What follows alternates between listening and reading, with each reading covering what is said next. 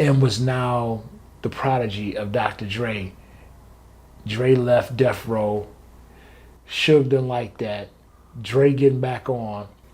Got this white rapper that's ended up being the best rapper in the f***ing world. Suge had a problem with it. He was like, you know what? That kid need to be with us over at Death Row. Eminem is probably one of the most iconic rappers out there. We've known him for years, pushing the boundaries with his music and even on TV when it came to his videos. He's also known for hitting back whenever he's insulted. But it takes a lot to take on some of the big guns. Someone like Suge Knight from Death Row Records. He's known for being larger than life and pretty intimidating. But Slim Shady, well, he's gonna stand up. But why is there beef between these two? Well, I'm gonna take you back in time. But before we get into it, make sure to give the video a thumbs up and subscribe to never miss out on any new videos. It's free, and it helps us tremendously bring out new content for your enjoyment. It all started back in 1989 when Suge Knight started his own music publishing company. But we didn't realize that this was actually going to be a pretty epic rise to fame for him. He became known as a fixer, and he showed off his skills when he stepped in to resolve a dispute between Mario Johnson and Vanilla Ice over royalties for the iconic song Ice Ice Baby. And Suge's reputation for a fixer spread like wildfire. When the DOC wanted to part ways with Ruthless Records, he knew exactly who to turn to. None other than our man, Suge Knight. And guess what? Suge, he worked his magic once again. He not only fixed DOC's issue, but also made a surprising discovery. Dr. Dre, the legendary hip-hop artist, who also wanted to break free from NWA. Suge scooped him up. And that's when everything changed. Suge's knack for fixing problems led to the birth of Death Row Records in 1991. Now, this label was the talk of the town. Every other record label wanted to imitate them. And it makes sense. They were killing it. Their track record was unreal, releasing game-changing albums like The Chronic by Dr. Dre in 1992 and Snoop Dogg's Doggy Style, which debuted at #1. And let's not forget the iconic All Eyes on Me by Tupac, the man who became one of the biggest stars of the 90s under Death Row's wing. But despite his rising status in the industry, he couldn't quite shake off his roots and where he came from. And that was the hood. He held on to those violent ways and had some very questionable methods of dealing with his employees' mistakes. There's tons of stories of Suge and the way he dealt with his employees, like one of them putting them down in the bathroom. And if that wasn't enough, he actually made another drink the urine of everyone in the room. Yeah, pretty nasty. He also had a ton of run-ins with the law and had quite a few stints in jail. And when he had a chance, he didn't hold back in dissing other label executives. Suge Knight brought a lot of drama. But let's get down to the brass tacks. As Death Row Records gained that notoriety, it became known for its association with violence. A lot of people who Suge hired had ties to gangs or had very shady backgrounds, like Suge. It was a real-life gangsta paradise over there, and that didn't sit very well with Dr. Dre. He saw the image of Death Row and what it was projecting and the company that they kept, and he was like, you know what? I'm out of here. There was an official statement that tried to play it off as a contract dispute, but we all know the real deal. Dre wanted no part of that mess. And honestly, it was the best decision he ever made. Just look at where he is right now. Huge upgrade. Meanwhile, Suge tried to make sure that Dre was left empty-handed, taking away his publishing and his masters. And all Dre got were his walking papers. But didn't work out too well for Suge because Dre's doing just fine without Death Row. Thank you very much. Now, getting back into the chaos, Dr. Dre wanted no part in the East Coast, West Coast kind of beef. He was all about making the music and working with rappers from both coasts.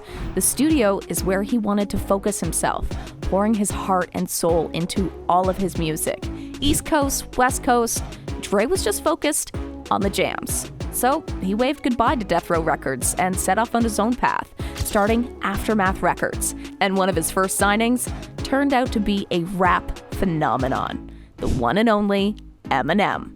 Dr. Dre scooped up Slim Shady on March 9th, 1998, And did he make a good decision? Eminem went on to sell records like crazy, breaking records even, and all expectations. And there sat Suge Knight, sitting on his very lonely throne. He wasn't very pleased with the Aftermath success. While Dre's label was just taking off, Death Row was spiraling. That loss of Tupac hit them hard, and they never quite reached their former glory. So Suge Knight, he had his eyes on Eminem.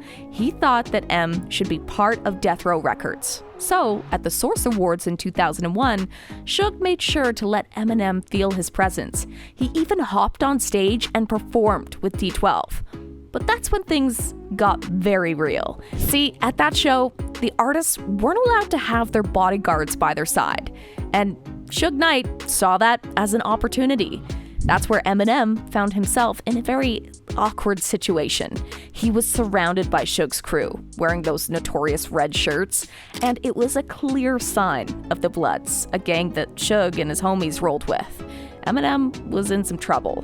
But thankfully, Nas swooped in there like a superhero and saved the day, rushing to Eminem's side before any harm could come his way. But at the same time, as we all know, Eminem's not scared of anyone, and he was ready to throw down with Suge Knight himself. Now, according to a former G-Unit rapper, Bang'em Smurf, things took a very unexpected turn during the filming of 50 Cent's iconic In Da Club video. Here's what happened. Bang'em Smurf was just hanging out, getting his haircut, enjoying a little puff when his phone rang, and it was Sha Money XL on the line, giving him the heads up that Suge Knight had crashed the set. Now let that sink in for a moment. Suge Knight, notorious former CEO of Death Row Records, just walked in unannounced. And in all that chaos, rumor says Eminem was ready to go toe-to-toe with him himself. Bang'em said in a clip, "When Suge came up, right, I ran inside first because I'm getting a haircut and at the time. I'm all the way back far in the trailer getting a haircut and So Shy Money XL called me like, yo, Suge on the set. I'm getting a haircut, I ain't hearing right. We smoking Cali Blau, so I'm super hot. I hung up on him because I'm thinking he telling me rush back to the set like they ready to shoot. My phone ring again. Shy Money XL like, yo, Suge Knight is on the set. Threw the cape off and shit. We all running and shit, cause it's a big LA studio. You see Ace. Like Ace seen Suge first too. Cause I'm starstruck at the time too, cause you know Suge. This is my first time seeing Suge. I had to shake that shit though, like, oh shit, I ran past him like I'm about to kill you. And if you thought that was crazy, there was more. Bang'em went on to say, so I ran inside like, yo, Suge outside. What you want me to do, blow his head off?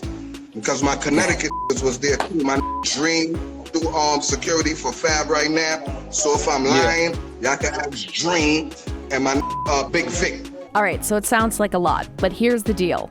Smurf, in his totally adrenaline-fueled state, was ready to kind of take matters into his own hands. He actually contemplated the unthinkable, taking Suge Knight out. And he was prepared to go to the extreme, saying that he could claim self-defense due to Suge Knight's reputation in the rap community. That's when Smurf started darting to the side, saying, yo, this Suge outside, what do you want me to do? Blow his head off? Like, yeah, the sheer audacity of that statement was kind of mind-blowing. And Smurf calculated his moves, knowing that if he took out Suge, he would play that card for fearing for his life. After all, Suge had that intimidating image, and Smurf, well, he thought taking Knight's life would only result in about a 5-year sentence. So in his eyes, that was a pretty small price to pay. But that's when someone, definitely with a much cooler head, gave the advice to Smurf to put down the 2x4 that he had grabbed. According to Bang'em Smurf, Suge Knight's unexpected arrival was just some drama. As the tale goes, Knight just kind of danced in, puffing on a cigar like a boss. Then he took 3 pulls, blew the smoke nonchalantly in the air, dropped the cigar to the floor, and stepped on it. Yeah, very drama-filled entrance, but it was that presence of Suge and his entourage that had quite the effect on the atmosphere. Smurf says that the sight of those little Mexican grew uneasy. They were faced with a group of New York goons, ready to hold their ground and protect their turf. This is where it gets very interesting.